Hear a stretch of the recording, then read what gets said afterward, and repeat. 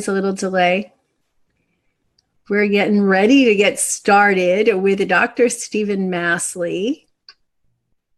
And I'll know for sure that you're live when I see us. So we are ready live. To get started. Hang on, I'm going to turn Stephen off Masley.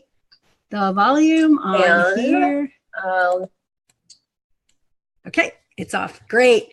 All right. So I am so thrilled to have you here to talk about one of my favorite topics, which is brain health and the relationship to blood sugar. Because you and I have known each other for a long time, and we talk a lot about blood sugar and brain function and how all that impacts. So let me first introduce you and tell the audience a little bit about you and why you are so qualified to be talking about this topic. So we've got Dr. Stephen Masley. He is a board certified MD who is also a trained chef and a nutritionist. So that's a nice combination in an MD, wouldn't you say? It's an unusual combination in an MD. And it's a combination that maybe should catch on and be available in just about all the MDs out there, except maybe just the ones that sew you up when you have a trauma, because they may or may not need all that knowledge, although they probably could when it comes down to it for healing you after the surgery. But anyway, I am thrilled. I've known Dr. Masley for probably about 5 years now, since he was right before he wrote his first book on the heart. And he's done PBS. His PBS show was like, top of the line, best rated for a long time. And now he's doing this book about the brain. And I'm really thrilled to hear it because he's linking topics together that I think are very important to link together, that many people, in fact, most people don't link together, which is insulin resistance and brain function and memory. And people just think that your memory goes away as you age. It's normal, right? Right? Isn't it normal to have the brain go away? Don't you experience that all the time? But it's not. No, it's not. It's actually, it's an abnormality, right? We're not supposed to lose our brain. I feel like my brain has gotten better as I'm aging. Why? Because I'm learning more and more and taking better and better care of myself. So his new book is The Better Brain Solution. I think you may have, like, you're right off the press copy. It's brand new. It's going to be released in January, right? In January 2nd. January 2nd, so right after the holidays. So it would make a great pre-order on Amazon. I already ordered mine. And so I want to hear about, like, you went from the heart, you wrote the book on the heart, and then I think you had a book in between on fats. And so now what prompted you to write this book about the brain? Well, in our clinic, we measure how you age. So we look at 100 markers of aging, such as computerized brain processing speed and memory and attention span, as well as are you growing artery plaque. But we also look at nutrition and nutrient intake and fitness and markers of stress management. And we put it all together and we try to assess how are people aging. Mm-hmm. And we've started to identify the same things that turn back the clock on plaque age, that make your arteries younger, are good for your brain. So really very similar recommendations we did for the 30-day heart tune-up. When we apply that to the brain, we realize your brain gets quicker and sharper. And we actually have hundreds of people from our clinic who have improved their brain processing speed by about more than 10%. I mean, literally their brains are 10 years younger. Wow. So it's about how do we share that? We've actually, in January, we have a publication coming out, one in November in the Journal of the American College of Nutrition, another one in Primary Care Review, looking at what things predict good brain speed, good brain performance, and that's what I'd love to talk about today. Well, that's what I want to hear too. But before we go right into that, I know you mentioned, we talk about this a lot, the whole insulin resistance connection to brain function. So I'd love to hear you just give, your little 30-second window of opportunity for what is insulin resistance and how does it affect brain function? So here's how I explain with my patients insulin resistance. Insulin's the hormone that pushes glucose into cells to be stored as energy, preparing for the next famine, which we used to have to deal with over the last 100,000 years. And it was pretty important to store that energy up for when it came. But, in the Western world, we don't really have famine anymore, but we still have this storage hormone, insulin. And as the cell becomes filled with energy as it, like muscle cells, as those glycogen chains get built up, they're probably the first cells in the body that become insulin resistant. They're full. They can't pack away any more glycogen, and they stop listening, and that goes throughout the body. The irony is, at the same time our blood sugar levels are potentially rising, or at least our insulin levels are rising, and we're gaining fat, and we're storing energy, our brain shuts down. If I was to look at your brain, I know I eat with you, I work out with you when we go to meetings, I know you've got an awesome lifestyle. If we did a PET scan and I gave you some problems to solve, your brain would light up like a Christmas tree. You know, it'd be bright and vivid as all your cells are burning glucose for energy.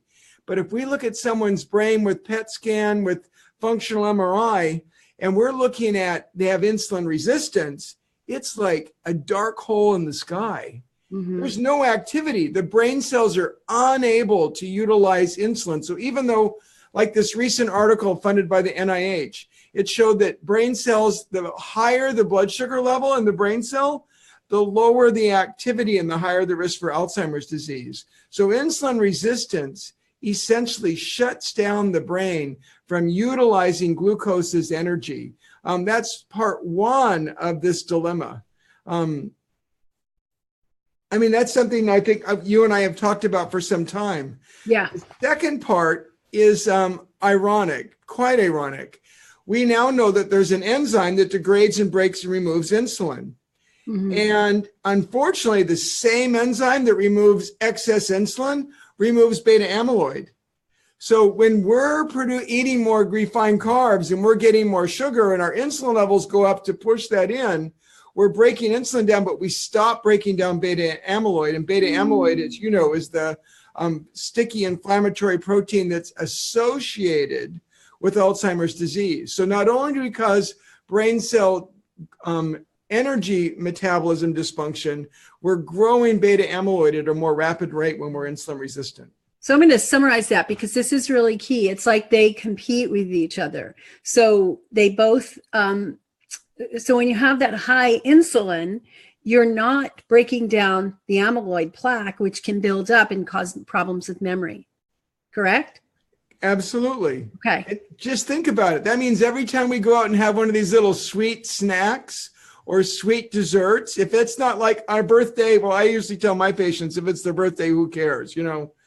But I tell mine, if it's your birthday, why do you want to abuse yourself? Yeah, it's true. Good, very good point. But if it's, you know, I give people a slack on one day a year, but, you know, but if it's a work day, every day, most days, I mean, are you kidding? You want to be growing extra beta amyloid so you can have a sweet? No, you don't. No, not at all. Not at all. You know, it's interesting. And I always said when I was in school, and probably when you were too, because we're around the same age, that we learned that the brain didn't really need insulin to pull the glucose out of the blood, that it could just do it on its own.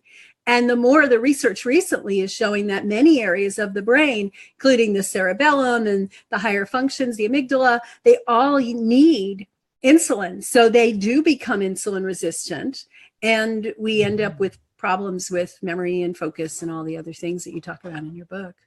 So anyway. Absolutely. Oh, so, you know, I always tell people, and I know you do the same, is that like people think if you say, well, insulin resistance or blood sugar problems, they go, oh, yeah, my mother has diabetes and my uncle has it, but I'm fine. But in reality, there's tens of thousands and tens of millions of people actually who have insulin resistance or the precursor, I like to call it pre-insulin resistance before it's officially diagnosable, Yes. then that don't even know it. So give us your take on some of the symptoms that people would notice that would say, hey, you might have some of this insulin resistance going on. Well, and with those symptoms, before I hit those symptoms, I want to echo the point you just made because it's really a pretty profound one. You know, we about 9% of the population now is diagnosed with type 2 diabetes. That's to me a lot. That's a lot of people. 9%. But a third of all adults and half of baby boomers have insulin resistance. So it's a huge number. We're talking about hundreds of millions of people. Yep. And you don't, whether you get diabetes or not, yes, diabetes makes you 300% more likely to get Alzheimer's disease. But insulin resistance makes you much more likely to get it just all by itself. Right. So the early signs, I mean, one of the first signs of insulin resistance is our waistlines expanding. Mm-hmm. That it's not just weight, but literally our waistline, that visceral fat that's growing around our waistline, something we don't want, and it's very inflammatory. Yeah. And it's metabolically very active. It's not just sitting there storing energy. It's impacting appetite. It's making cytokines that make us inflamed. Mm-hmm. So this is really a very active organ. Fat is an active organ, especially visceral fat. It makes a big difference. But then so that's like really to me the first sign. Glucose going up is like the last sign. It might take 5 or 10 years of insulin resistance before your blood sugar ever cracks above 100 and is considered elevated. But blood pressure goes up. To me, sugar causes more elevations in blood pressure than salt. Your triglycerides go up. That's really a sign of prediabetes. Your HDL cholesterol, the healthy transport cholesterol, drops. Mm-hmm. And, so waistline, blood pressure, triglycerides, HDL drops. The inflammation goes up. CRP goes up pretty dramatically. Mm-hmm. And the last sign is your blood sugar finally squeaks above 100, and that's what we call prediabetes. But for 10 years, people have probably suffered, and their brain may have been literally shrinking. I mean, they had a shrinking brain, and their blood sugar levels are still probably 95 to 100. Yeah, which in my book, 95 to 100 is elevated. So we try to shoot for 85 to 89-ish. And actually use that as a warning sign. So this is good to hear. And the other signs I see are that fatigue, that people like, oh, you have chronic fatigue syndrome, or you have fibromyalgia. Well, like almost always underlying that is this insulin resistance or blood sugar imbalance. And then, of course, the brain fog that people walk around with. It's like, oh, I can't think straight. I can't focus. I lose my motivation. I'm falling asleep at 4 p.m. at my desk. All of those are simple things that many people are experiencing that they wouldn't even know they had insulin resistance. Well, yeah, they're not. That's the key point here is when you're insulin resistant, your brain cells are unable to use fuel properly. Right. And then you start forgetting, why did I go in that room? Where's my phone? Where's my phone? You're reading a passage in a newspaper or a book, and you have to reread the paragraph because you forgot what you read. Yep. You're in a meeting, and there was 3 things you had to do when you walked out, and you realize, oh my gosh, I forgot one. What was it? Right? Those are all signs of brain fog, and insulin resistance is the number one cause. I mean, Alzheimer's rates are going up dramatically. It is an epidemic. This isn't just a few people. The rates are going to double, 200% more Alzheimer's disease in just the next 13 to 15 years. So, so this is catastrophic for the United States in terms of our healthcare budget that we're facing by $1.5 trillion, an increase in for healthcare costs in the next 30 years if we don't do something. And well, you and I are going to do something about it. I know we are doing something about it already. We're already doing a lot about it. And, the thing I really want to emphasize is this is not just an old people's disease. Dementia is no longer just you're in your 80s and you expect your memory to go. This is happening to younger and younger and younger people. And that's what the scary part is, right?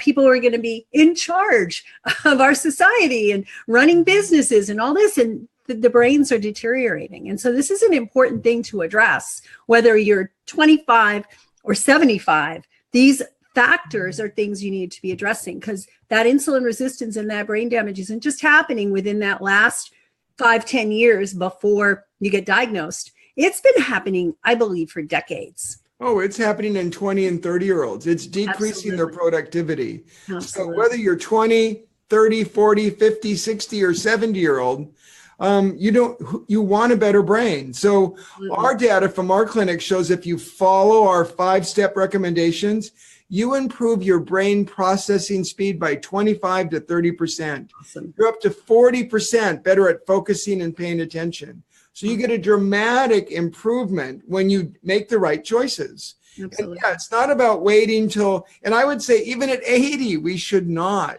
lose our brain power. Absolutely. We shouldn't. I've seen people, way older than that have perfectly good brain function and body function. It's just a matter of genes. Yes, part of it, but no, the lifestyle is actually the big piece of it. But I think your point is well made, that most people think of this as something that happens to 80-year-olds. That's right. Today, we're seeing it happening in 30 and 40 and 50-year-olds, that they have decreased, they could lose their job, they've got decreased productivity, they're having early signs of cognitive impairment. But the good news is we can stop that, and it's not that hard to do. That's right. Yay. So let's talk that. Now that we've got it, now that we got people listening and wanting a solution, let's talk solution. So what's your 5 steps, first of all? Well, the first one's got to start with food. Right. Food should be primary to what we do. And food is both the problem and food is the saving grace in the end too. You want to talk about foods to avoid first, or those we should add? Well, let's talk about foods to avoid. So number 1 would be those with a high glycemic load. If they increase your blood sugar levels, then that's it. It's not glycemic index. That's kind of a cool scientific measure we use in the lab to see what happens when you eat 50 grams of glucose. That would be like 9 large carrots, which I cannot eat at once. You'd have to pay me a lot. 9 carrots at once. I couldn't do it. Or it's 3 pounds of watermelon, actually, too. So watermelon's considered to have a high glycemic index, but who the hell eats 3 pounds of watermelon? Yeah, you can't do it. So it really have to look at glycemic load, how much sugar goes up. High glycemic load foods are, obvious ones, a donut, cookies, candy, sodas, no surprise. But things we might surprise are like granola or any form of rice. Anytime we grind a grain into flour, it has, whether it's whole grain or white flour or whole wheat flour, it has a high glycemic load. So really sugar, flour, potatoes, rice. I mean, some of the staples that people stuff themselves with today. Right. Right. And, so for some, I agree with you about the glycemic index. I think it's kind of an interesting statistic to give you a general idea, but it really is not something to hang your hat on. And I actually am a big fan of everybody creating their own glycemic index. So test your own blood sugar against all these different foods and see what you can tolerate and what combinations you tolerate them and how much, right? Yeah. If you have a forkful of rice versus big old plate full of rice. Yeah, the huge mound of, it's right. Fried rice at the Chinese restaurant, this big old thing, and you just eat the whole thing. And I'm always amazed. I eat a big plate of vegetable. I say, keep the rice. I don't want it. Just give me a big plate of vegetable. Okay. So the obvious one. So any others that are not so obvious? I think that really, it's anything that was with flour, with rice, with potatoes, corn. No, I don't think there's any big surprise there. It's just cutting them out. And what do we add in its place? Number 1 is vegetables. And when you actually look at green leafies, I found the statistics on this really amazing. If you have 1 cup of green leafies every day versus none, your brain would be 11 years younger. 1 cup? Holy cow, my brain is like an infant. I eat like 12. So 1 cup a day, it's not, oh, come on. Everybody can eat 1 cup a day and you get an 11-year younger brain. That should be a no-brainer. That should be a no-brainer, right? But some people don't have all the colorful vegetables, all those pigments are good for you. Except for the potato, which has a higher glycemic load, all of them. And the more color, the better. Beets are actually really healthy for your brain because they increase blood flow to the frontal cortex. And those pigments at the same time. But anything with color is great. And green leafies have a special place for your brain. Absolutely. Other pigments like berries and cherries have a low glycemic load, and they're really protective for your brain. Cocoa and dark chocolate, again, pigments. Green tea, another really good pig. Even coffee, but it's got to be in moderation. Excess is harmful, but 1 or 2 cups of coffee a day turned out to be healthy for your brain. And so all of those are. So that's one big category. We need more plant pigments in our diet, and those are so important. Right. The other one is smart fats. For years, we've been telling people to follow this, sadly low-fat diet, right? And I have to admit, back in the 90s, I mentioned that too. It seemed like the best thing at the time with inaccurate science. But, so nuts and olive oil have both shown in a randomized trial where they compared a low-fat diet to more nuts, or a low-fat diet and more extra virgin olive oil, The olive oil and nuts improve cognitive performance and they decrease cognitive decline. And those on the low-fat diet had a drop in their brain performance and increased dementia and Alzheimer's rates. Awesome. Okay, that's good to hear. So avocado, or my favorite cooking oil might be avocado oil because it really tolerates high heat. Omega-3 fats, long-chain omega-3 fat. So if you eat fish, you could get it from cold water fish. If you're vegetarian, then you're looking at I would prefer like an algae DHA supplement to really make sure you get those. Your brain is 40% long-chain omega-3 fats by weight. So we got to make sure we get healthy fat like nuts and avocado and extra virgin olive oil. We also want long-chain omega-3 fats for those multiple benefits that improves for your brain. And one interesting perspective going back to greens, there's one green leafy that actually has preformed EPA in it. Do you know what that one is? Purslane. Purslane, yeah. So it grows as a weed and people throw weed killer on it. So look up purslane and look to see what it looks like and see if you have it growing in your lawn. And as long as you're not putting fertilizers on it, go pick that stuff. It has a really nice little tangy flavor to it. Kind of like rocket salad, like something like arugula. Yeah. Only less bitter even than arugula. So nice, all these pigments. And the pigments are the antioxidants, right? And I know you talk a lot about the flavonoids, carotenoids. There's hundreds of pigments that really block inflammation, oxidation, free radical stress. Right. And so let's talk a little bit about where that free radical stress is coming from. You identify some major toxins that impact brain function. What are some of those? Well, one is, we do make energy. So no matter what, we're going to make free radicals. But if we can make it worse with pesticides, that we get from a whole host of source, those people with high pesticide levels had 350% more risk for Alzheimer's disease than those with low pesticide levels. So it has a big impact. Mercury is another one, like big mouth fish, grouper, tuna, bass, swordfish, especially shark. All of those, if you eat those more than 3 or 4 times a month in my clinic, if you're eating those at least once a week, there's a 30% chance of high mercury. And 10% of my patients had mercury so high, it actually had a significant drop in their cognitive performance. Wow. Okay. That's really good to know. So if you're, chowing down on the tuna, caution. At the minimum is talk to your doctor about getting a whole blood mercury level to make sure you're not one of the third of the population that, at least from my clinic base, that has elevated mercury levels. Yeah, or just cut it out and eat other food instead. Or just right, exactly. And because there's a lot of foods that have the double-edged sword, right? So they may be good for you in one way. So yeah, you can get a lot of omega-3s from some of those fish you mentioned, but you're also getting high levels of mercury. And it's always, is it worth the risk? So yeah, wild salmon, sardines, sole, those would be better choices if you're eating fish. Okay, great. All right. So and what else? Spices and herbs. Here, tell me that. How important those are. Yes. They're very anti-inflammatory. They've got very potent antioxidant and anti-free radical activity. So they are another source of, and we don't use enough of them. All the Italian herbs and the herbs de Provence and the curry spices and the garlic and the ginger. We really need a lot more, as a chef, nutritionist, and physician, I really appreciate herbs for adding flavor.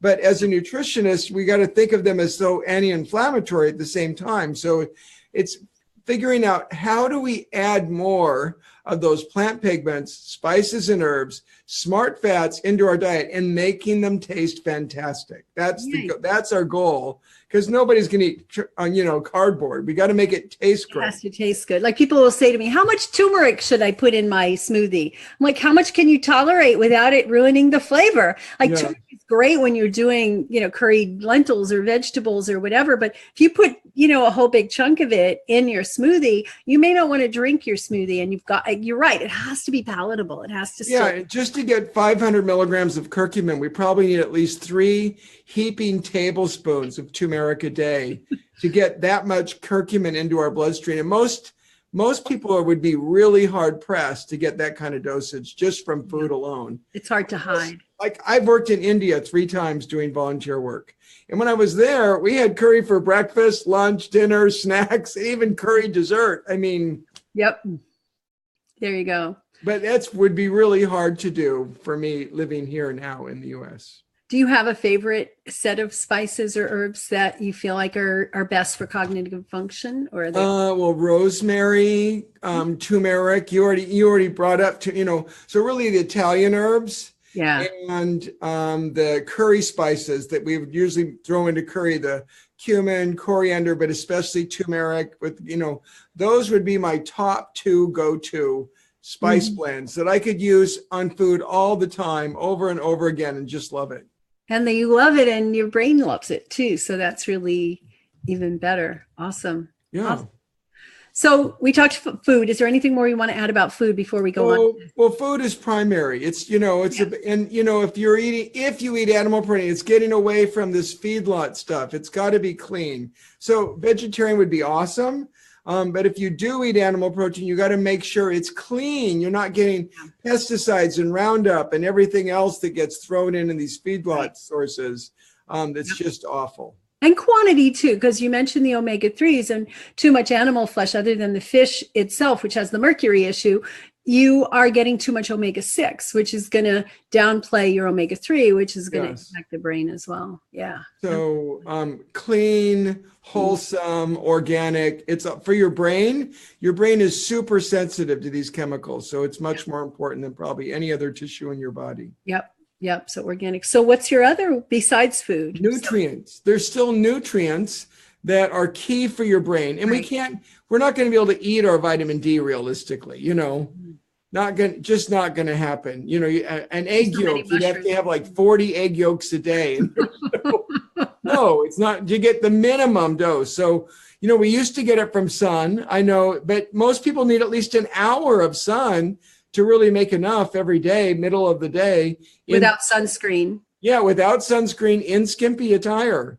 Right. So most people are going to need a supplement. And usually I live in, we're almost the same latitude. I'm in Florida, the Sunshine State. And my minimum dose recommendation is 2,000. And some people need more to get a good level. Yeah, I've had people on up to 10 to 20 for a while. Depends on their genes as well. Yeah, and how long you need to take it for to build your level up. Right, to build it up and then, maintenance. Long term, I find most people are on either 2,000 or 3,000 or 5,000 a day to meet their vitamin D. As a maintenance, great. And short term, you could certainly give them up to 5 or 10,000 a day for a few months to build them up if they're low. Right. But some of the B vitamins you should get in a good quality multi that most of the multis don't carry would be like mixed folates.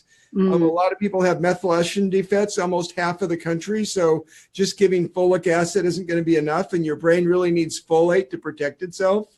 And B12 is a very common cause of dementia, permanent irreversible memory loss, especially now that so many people seem to be popping these acid blocking drugs for heartburn. So if you're on a heartburn medication, the regular B12 dose may not be nearly enough. So extra and adding some, betaine or other vinegar with your food or something to enhance digestion really makes a lot of sense. Yeah. Totally. Magnesium is also really important for our brains, and 70% of people are short. So the brains have these connections with all these other brain cells, synaptic connections.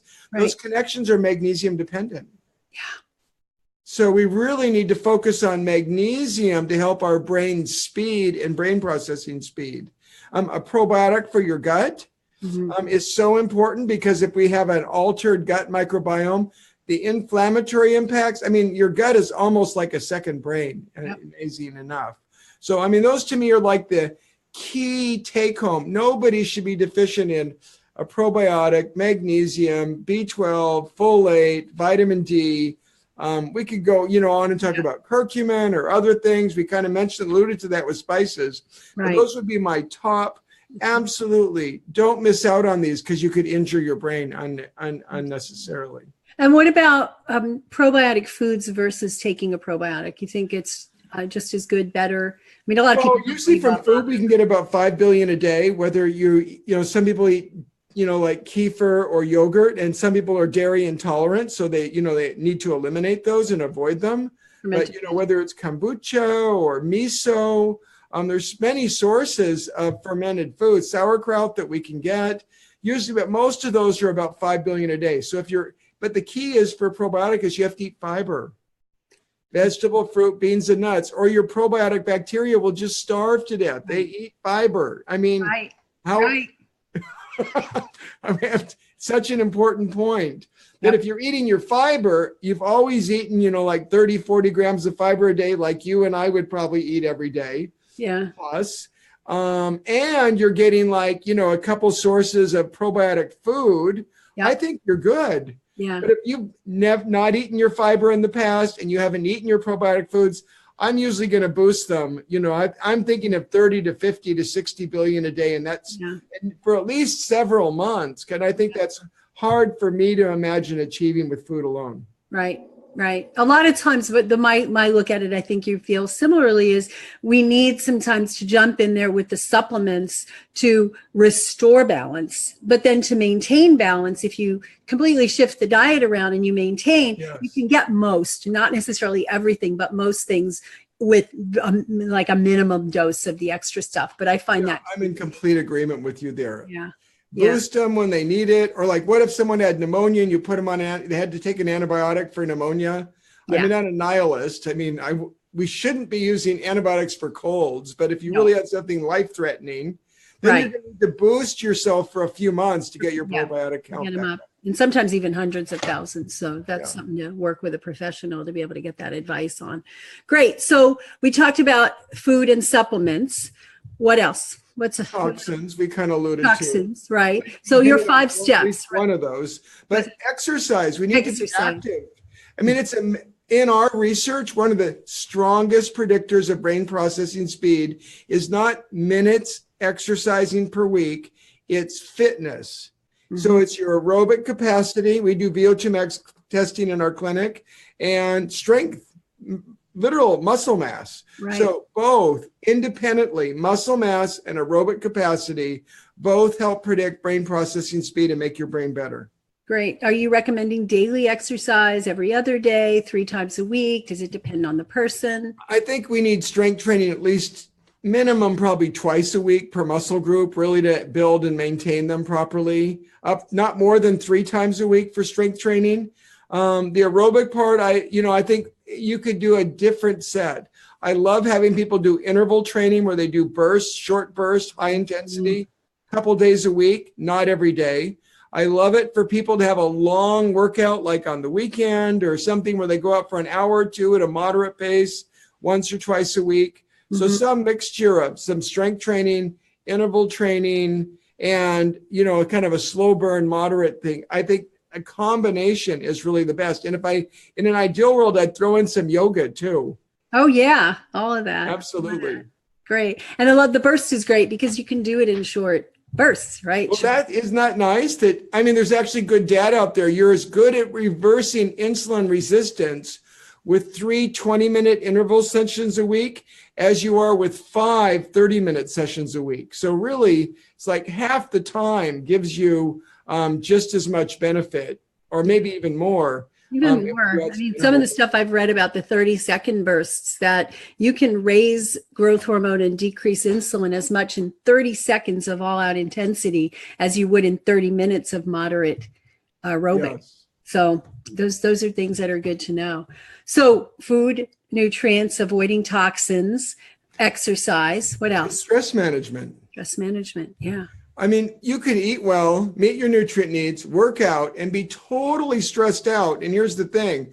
When your stress levels are super high and you're not actively manage it, the key is what do you do to manage the stress, not how much do you have. But if your stress is unmanaged and you're really stressed out, your cortisol levels shoot high. I mean, cortisol, it's bad for, it raises your blood sugar, it grows artery plaque, you lose bone mass, you lose muscle mass. But it's especially hard on the memory center of the brain. Literally, your brain shrinks when you're all stressed out and you have high cortisol levels. So my understanding was that cortisol actually damages the hippocampus. Is that specifically? Specifically. That I think it damages the whole brain, but it's specifically when we've looked at people who had high levels of stress, and if we stress out rats in a cage, you can literally watch their hippocampus shrink. And that's memory. That's so that's the memory center. Absolutely. And I love what you said about we can't control out there. We can't control the stressors that you have in your life. I mean, you could get divorced, you could move, you could, send your kids off to boarding school, but you're still going to have stress. It's not that, it's how you manage it, how you respond to the stress. Right. So to me, the keys are like, get a good workout regularly, burn off some tension, get a decent night's sleep so you're not exhausted and burning the candle at both ends, and schedule proactively some meditation time, or I like using heart math. I use it, we're testing now on all my patients to see how effective are they at getting calm.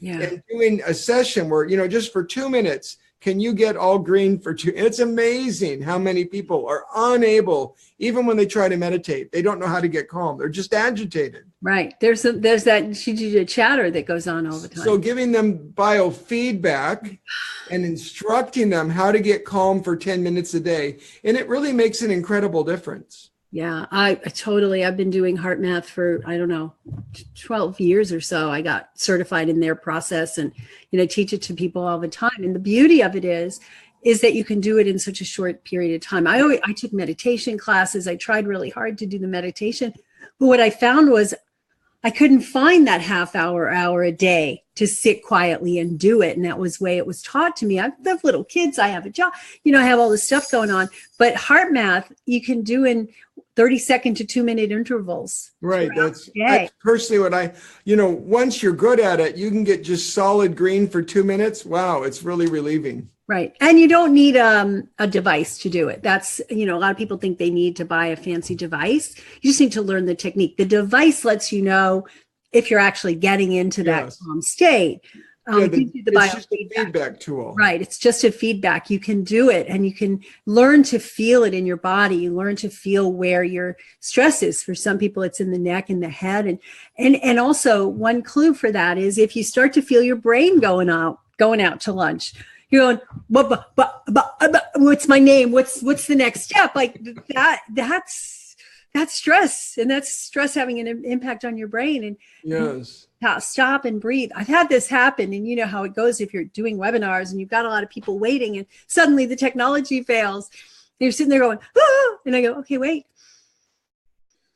Oh, okay. I could press this button. I could put this. I could call this, and suddenly your solutions come when you do it. And if that's not feedback right away on the way that you can control your brain, I don't know what is. So I'm so glad to see that you incorporate that into your program as well. So there's food, there's nutrients, there's physical fitness, there's stress management, and there's toxin avoidance. Yeah. A couple other toxins that I think are surprising and a lot of people aren't aware of. Let's look, for example, nitrosamines. We've known for years that nitrosamines, those nitrates, they, sprinkle on sandwich meats and hot dogs and bacon to extend their shelf life so they can sell them longer and make a bigger profit, right? So we knew they caused cancer, but now we're starting to realize that they cause insulin resistance and they're neurotoxic to brain cells. Well, there you go. So we can actually give rats and mice and rodents in a very short time Alzheimer's disease, just eating the amount of bacon that people would typically have, by eating bacon every day. Wow. So we've got to be a lot more careful about for those, personally, I don't eat them, but for people who do eat deli meats and hot dogs and bacon, they've got to start, getting cage-free, organically fed, no nitrosamines. Right. It's specifically say no nitrosamines on the product or give them up.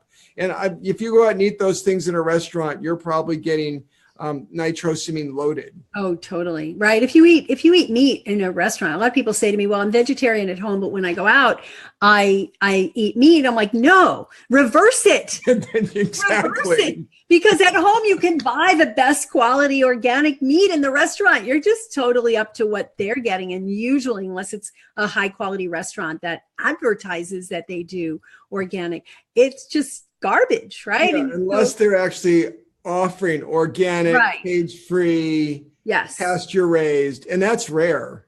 Oh, yeah. Yeah. So vegetarian out. If you want to eat meat, do it at home. Do it at home when you can buy it. Quality. Absolutely. Totally. That makes total sense. Whew. So we've covered a lot here. And is there anything else? Did we miss anything? Well, it's important to put it together. Yes. When they look at studies that do like one of these steps, like just the fitness or just the B12 or just the one food here or the meditation by itself, it's not nearly the most recent studies, whether you look at Dale Bredeson's work or the publications from my clinic or the finger trial out of Finland that got so much coverage and was in Scientific America. When you put all of these 5 steps together, you get dramatic synergy that makes a much bigger difference. So we really want to put all the steps together. And I think most people are waiting. They're waiting for signs of memory loss. But that's a really bad idea, because by the time you feel that you've got memory loss, your brain's shrinking. Don't have a shrunken brain. That's right. You want to, take care of your brain. You want you to be more productive, sharper, quicker, better. You want a better brain. Don't wait till your brain is shrunk and you have symptoms. Prevention is so much easier than is reversal. I mean, yes, we can reverse it, and you've seen it. It's a lot of hard work and maybe not 100% there. But with prevention, you do it before there's damage. You just, I don't know. I'm trying to find a good analogy off the top of my head. I can't find one, but I mean, yeah, you don't wait for it to rain. If you suspect that you've got a leak in your roof, you don't wait for it to have, a storm to find out. You may go up there and poke around and go, oh, wow, there's a little weak spot over here. Let me fix it before the hurricane hits next week, not after. And it's the same with your brain. If there's any indications from your lifestyle, from these things we talked about today, that you're at risk, that you should be taking steps before that. So that leads me to tell them a little bit about your quiz. Yeah. So we've got a quiz. It's simple, easy to take, 1 to 2 minutes, 10 questions to give you an idea. How is your brain functioning? They have the mini mental status exam. That's really end stage. If you're like demented and disabled, who is the president? What year is it? What city are you in? I mean, that's way too late. We're looking at something that's more appropriate to assess for early cognitive function. And so 10 simple questions you take to find out how's your brain. You could take them over to yearly over time, get a good idea of how you're functioning and are showing early signs of risk. And to go with that, we give them, I'm offering the Better Brain shopping guide.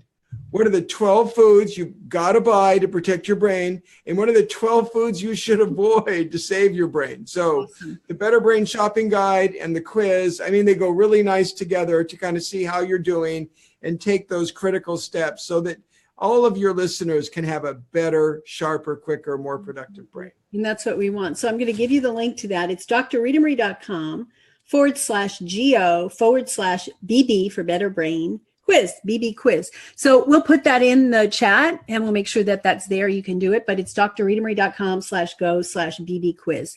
And that will get you to that quiz and also the shopping list. And what about the book? When can we get the book?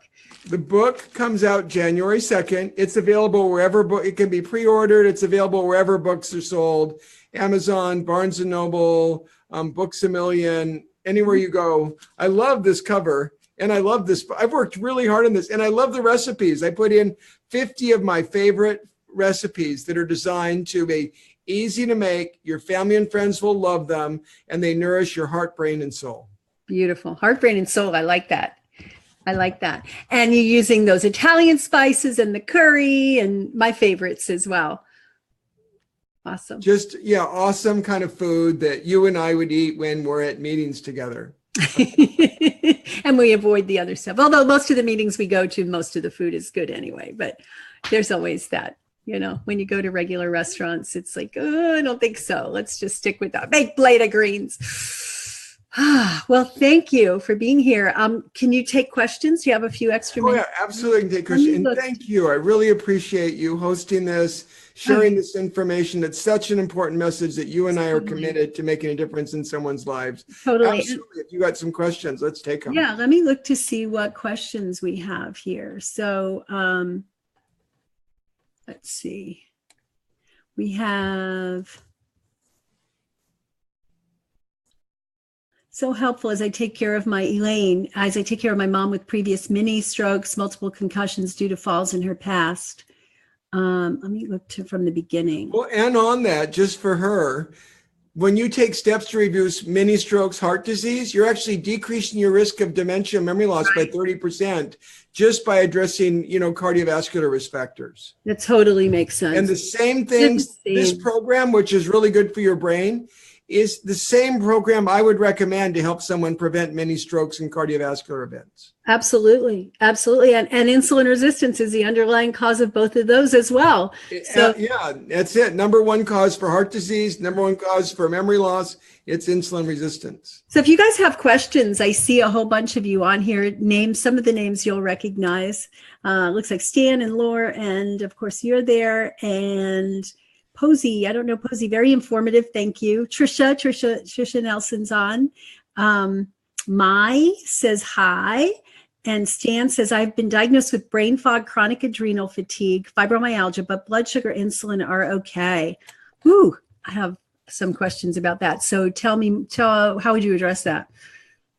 Well, even if your blood sugar and insulin are okay, you could still not be managing your stress, your cortisol. I mean, I always look at DHEA so DHEA and heart math tests we do to look at how are you doing at managing your stress. Do you have any of those toxins like mercury or lead if you live in a house before 78, right? Or nitrosamines or inorganic copper, which is in some supplements, or it could be in your plumbing.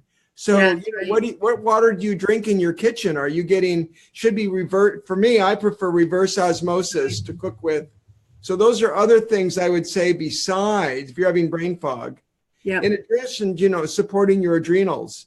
Yeah. And, but again, to me, that's really about managing your stress better and then fitness parameters, those are really important too. Absolutely. Absolutely. I just want to interject there too, that blood sugar and insulin good by whose standards, first of all. So if your blood sugar is at 85 or below, fasting, is your insulin fasting 3? Did you do your postprandial insulin to see what it is after you eat? Because I've seen people who have, beautiful insulin at rest, 3 to 5, and then they go and they eat a meal and it goes up to 30 or 40. So that's something to look at. Hemoglobin A1C is another thing to look at as well. So those are good. And to get a meter and test your own. Yeah, I mean, your point should be really well emphasized that sometimes you go to a regular doctor and they say, your blood sugar is less than 110, you're fine. Fine, right. I mean, that's not fine. That's like a not at all. Problem. That's very problematic. Anything over 90, I'm concerned about.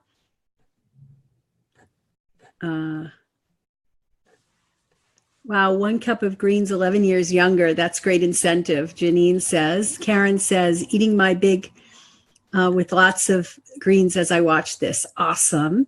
Karen, big salad, she means. And we have Tony and Susan joined, and Purslane. Purslane is P-U-R-S-L-A-N-E. You're close, Dan. And then on the greens, just one thing I want to say, think of spinach though, it shrinks to almost nothing. So when I think of spinach, we're talking a cup of cooked spinach or lettuce, because you need 7, as a chef, I know you need 7.5 cups of spinach to make 1 cup of cooked. And you know what? You don't even have to cook it if you want to preserve some of the enzymes and nutrients. If you put a little bit of salt or lemon juice and then massage it, it goes from this down to this, just like that. And you preserve a lot of your nutrients. So broccoli, it counts, it's 1-to-1, whether it's cooked or not. Not the same. Kale, it doesn't shrink that much. But for spinach and lettuce, I'm thinking a big salad. Yeah, big salad. We're talking cooked spinach and lettuce. I think that's a good point to put out for trying to get your greens from a salad. Absolutely. Absolutely. So Stan, I have a bad detox genes, avoidance of pesticides. Yeah, absolutely. So Stan, Michaeline joined. Hi. Yeah, Lynn says, what would you say to those people who say that fat is the issue and that people should eat lots of fruit to balance their blood sugar? That's a big one. And a lot of people have passed me on studies where I'll look at them to say, okay, this was a problem, but I've never been able to find a study that showed good fat. So it's always, to me, it always looks like the quality of the fat. You can have a high fat diet that's high quality fat. It's not oxidized. It's minimally heated. If any, it's not necessarily oils. It's more whole food fats. I haven't seen anybody prove that to me with studies. I'd love to hear what your take is on that. Well, so I think the big controversy is, what about for 20% of the population that has the ApoE4 genotype? Yeah. And that they have cholesterol metabolism disorder, and they tend to be more prone to grow beta amyloid in the brain.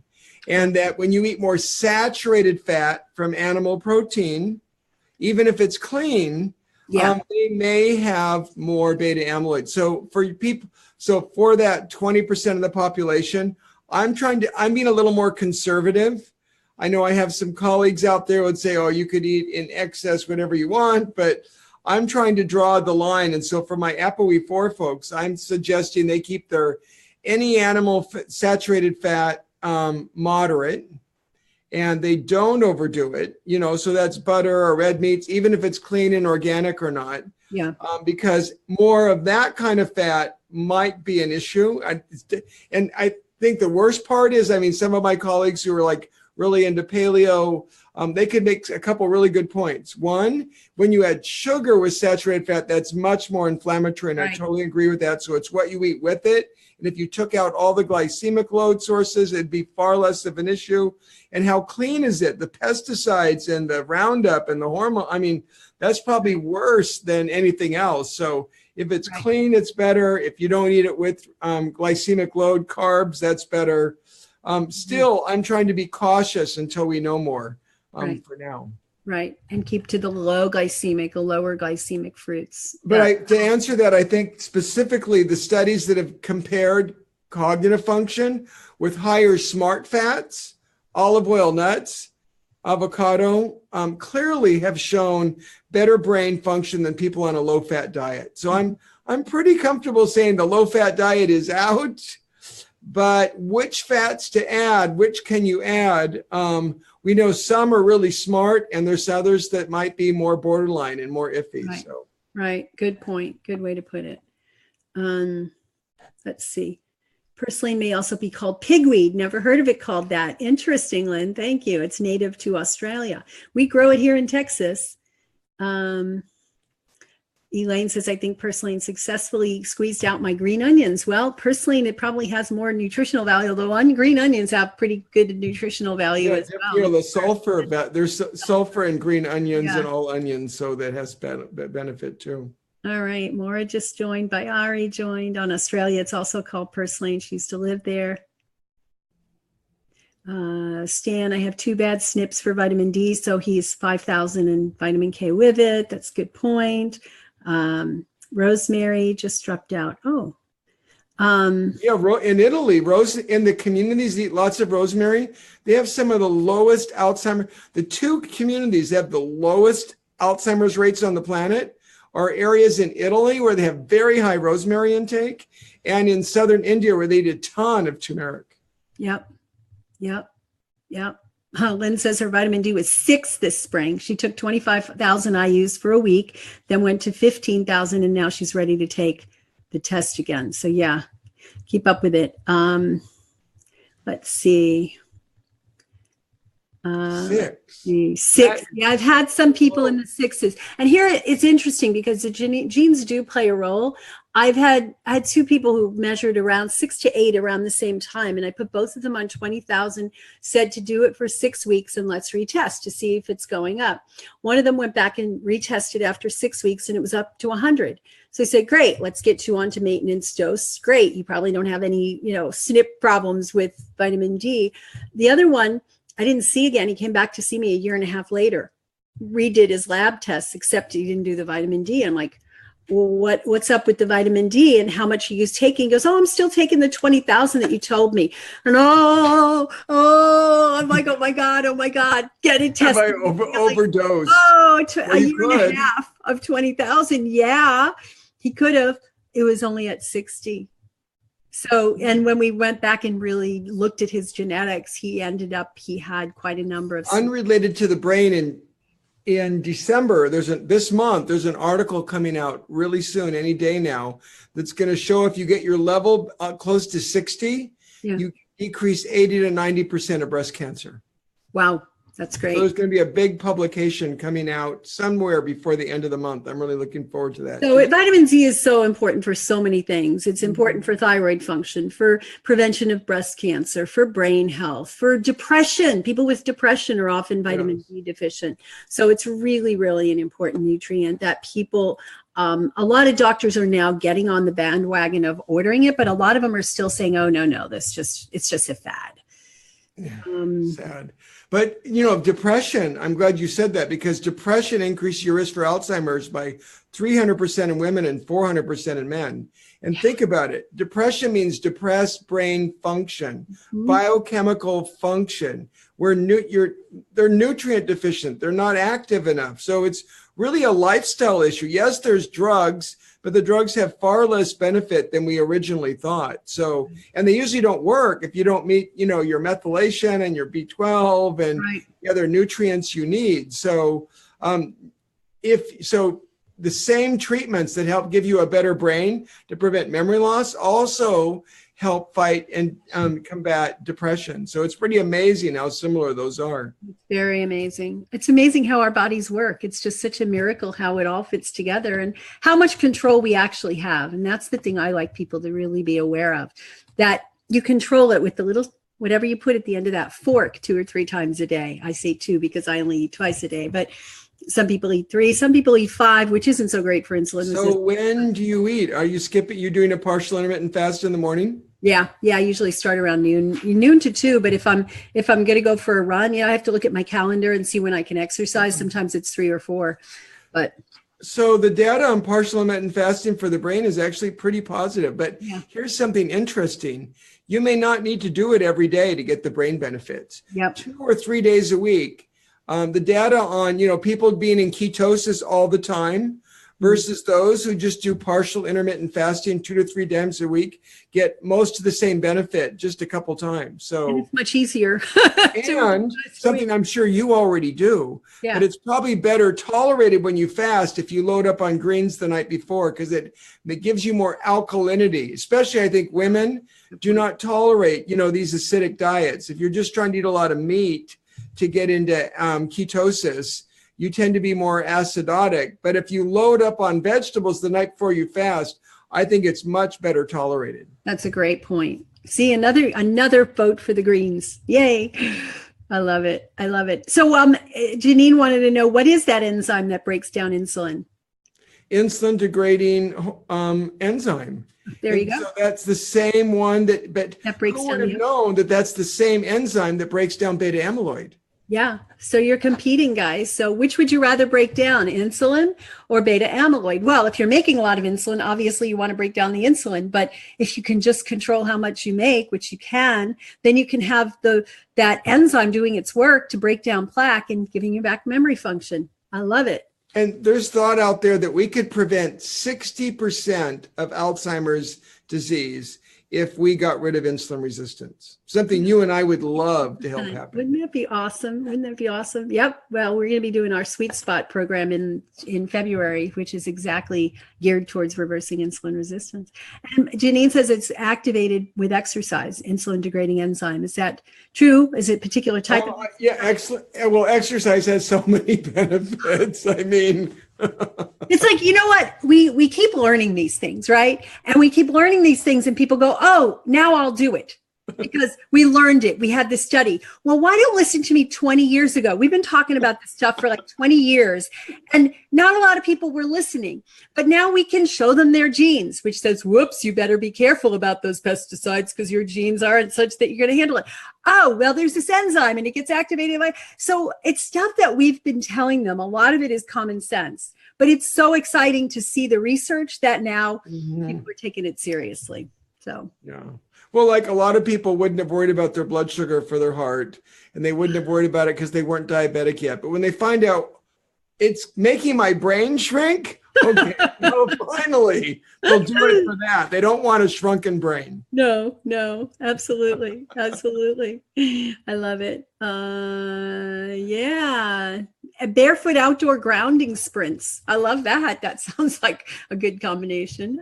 Karen, are there certain things to test for in a lab setting that would indicate the brain is losing some of its memory?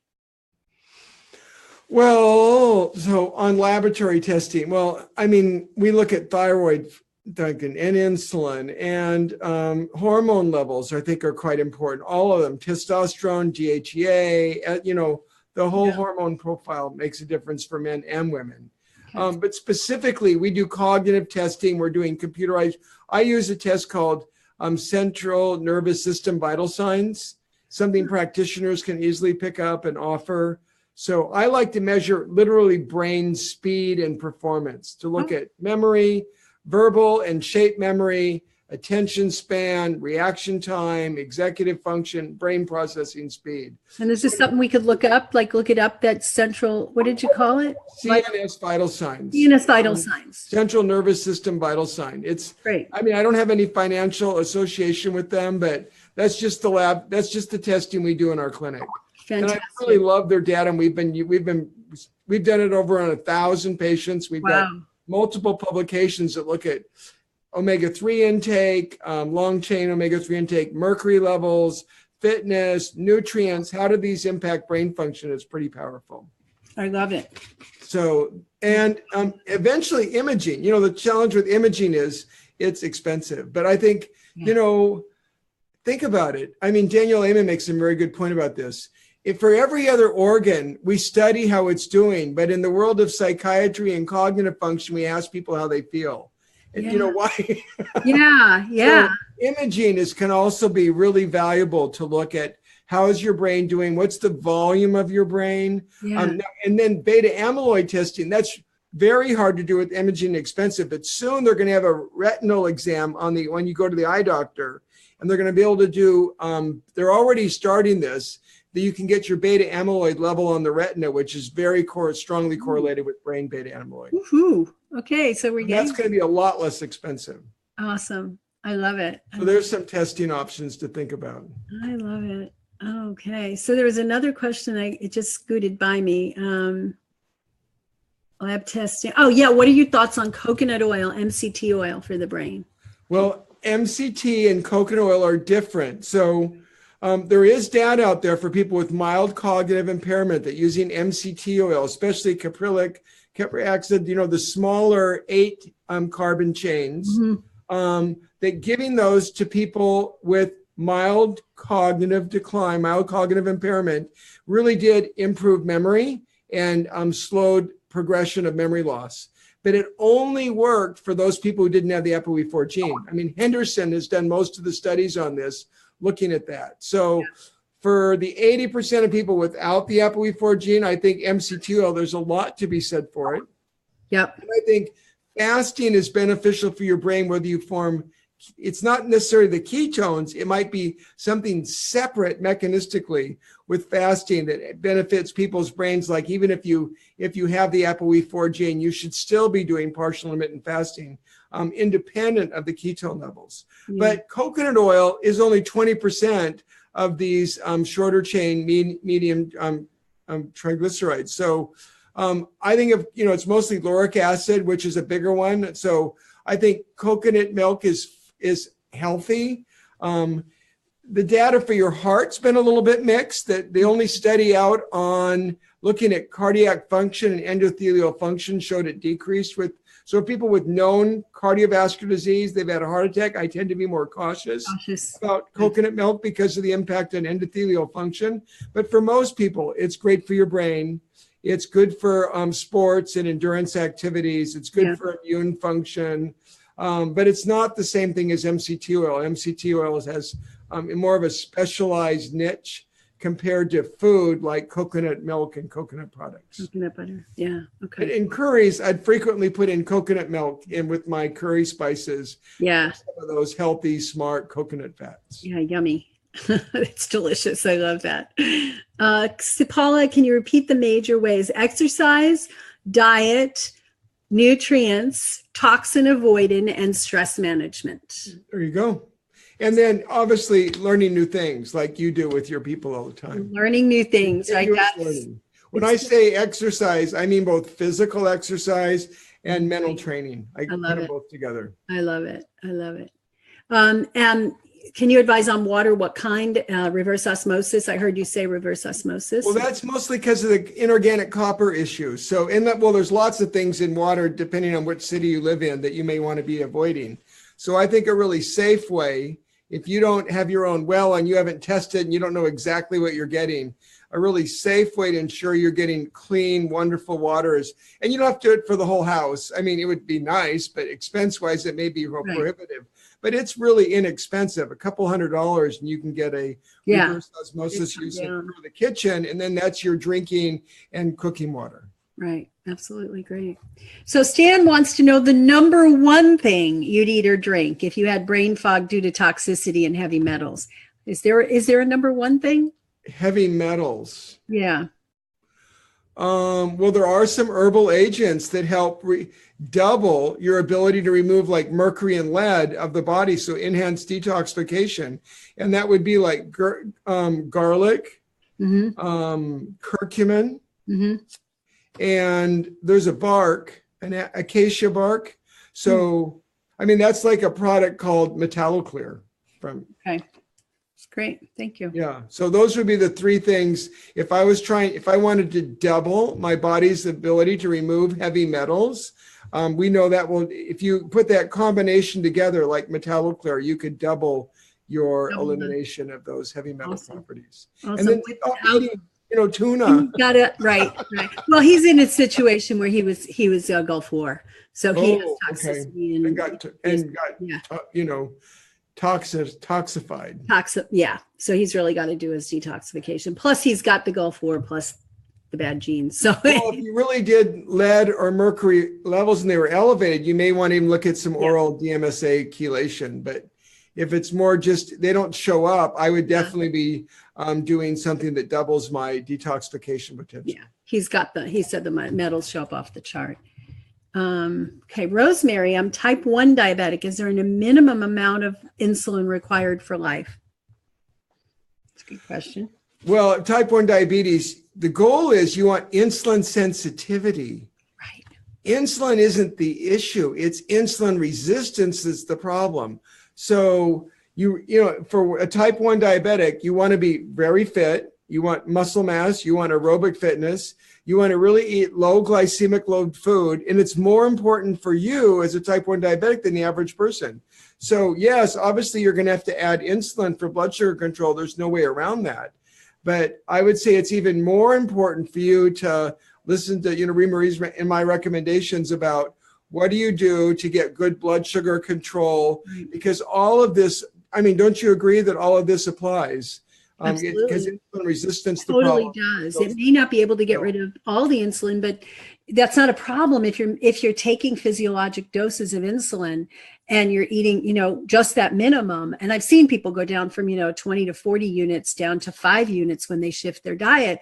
And we've got to you've got to provide the kind of diet that requires the least amount of insulin possible. And that's basically what you're going for. Yeah. And, people are, it's crazy, the kind of stuff that type 1 diabetics are told. Well, if you eat a donut, then take more insulin, or make sure you don't exercise too much one day because you may need less insulin. No, teach them how to maintain and monitor a healthy lifestyle so that it remains steady, because too much insulin is destructive. Whether you're taking it or making it, it's going to be destructive at those high levels. So if you can keep it down to those comfortable, safe physiologic levels, then you're going to be healthy.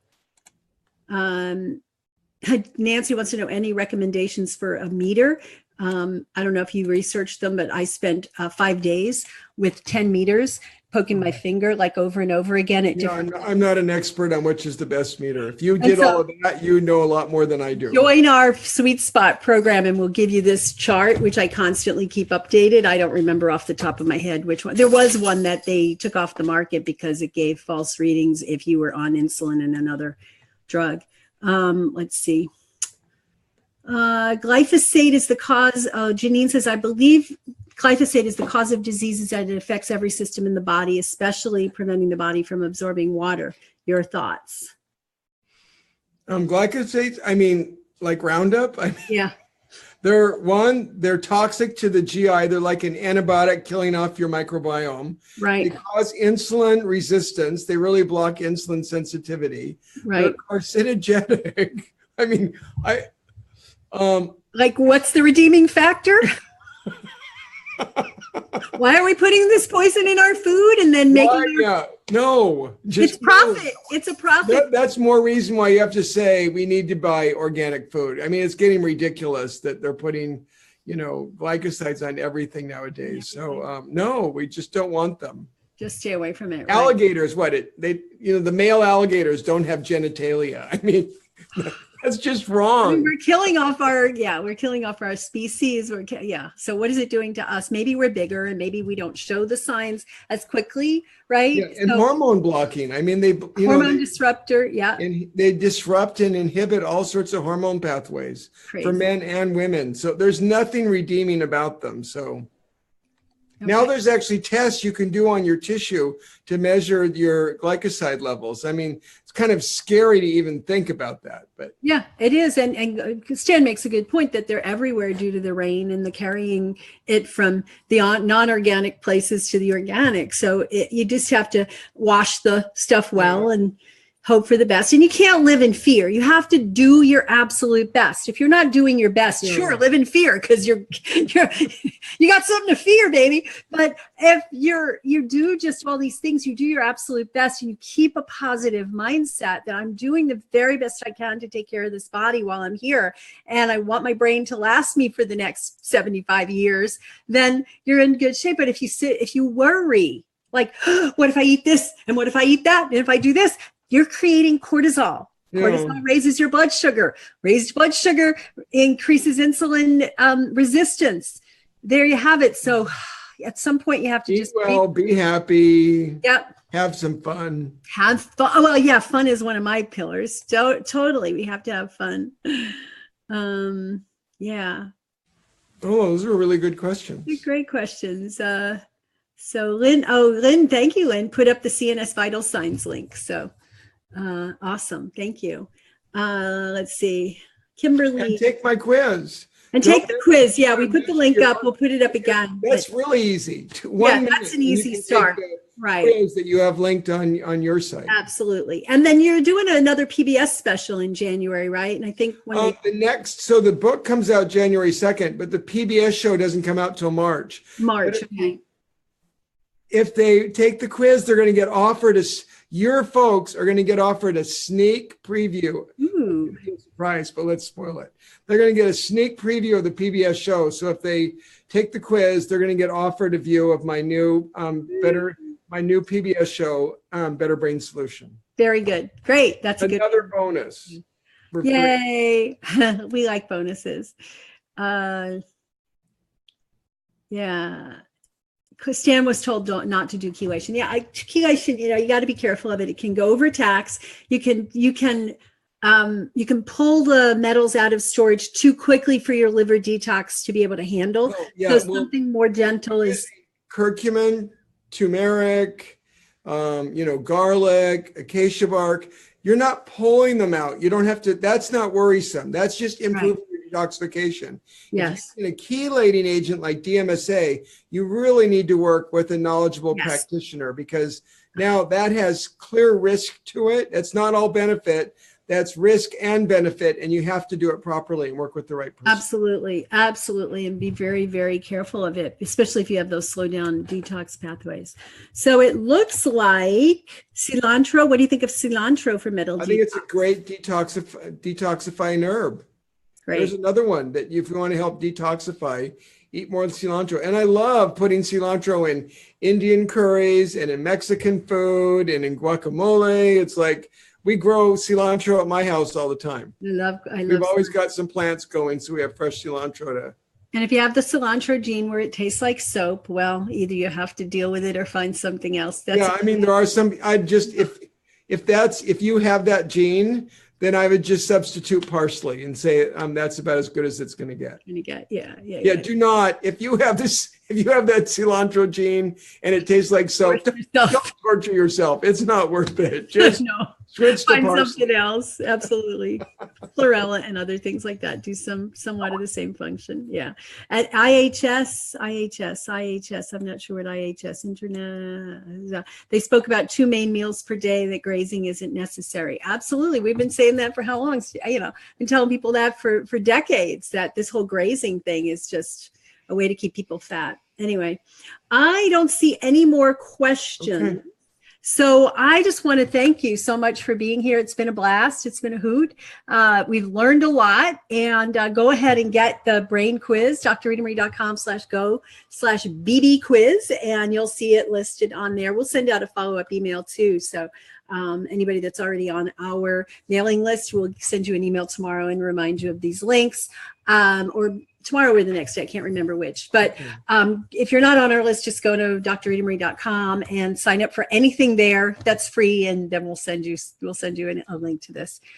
So thank you so much for inviting me. This was fun. I really enjoyed it. Good. Thank you again. Yeah, I did too. Thanks a lot. Bye now.